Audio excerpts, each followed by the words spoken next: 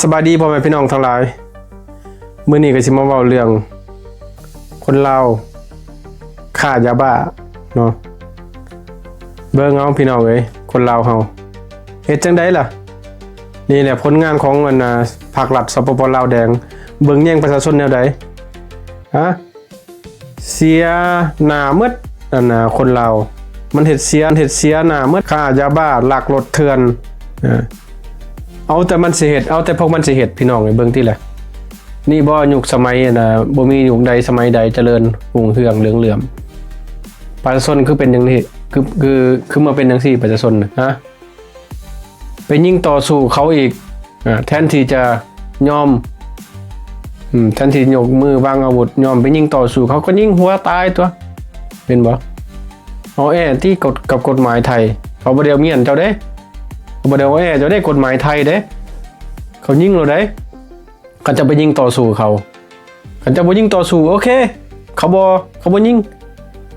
อันนี้ไปเฮ็ดจังได๋โอ้ยตายแล้วเสียชื่อหมดคนลาวเฮาพี่น้องเอ้ยเบิ่งติล่ะตาย2เจ็บ1บ่จักเอายาบ้ามาขายบ่จักลักรถเถื่อนไปขายเอาแต่ไปเสียงามหน้าเหมือนนะประเทศลาวนะคนลาวนะฮู้ซึ่งใดอายถึงนั้นพี่น้องเอ้ยคนลาวสู้บ่อึดแนวเฮ็ดว่าคนในเมืองลาวเป็นหยังทุกสงครามฆ่ายาฆ่ารถเถื่อนผู้บ่เข้าใจสู่ภาครัฐควรสิเบิ่งประชาชนลาวเด้อควรสิหางานหาการให้คนลาวเฮ็ดมันบ่แม่นสิไปเฮ็ดจังซี่ตายป้าลูกป้าเมียอายุยังน้อยอยู่สู้สิไปพวกเจ้าสิไปนั่นสิไป RIP นี่ยังของมันสิไปไว้อะไรยังนำมันพวกกันโจรพวกพวกโจรพวกเถื่อนนี่นะบ่มีปัญญาหาเงินหาคำหาจากรวยทางลัด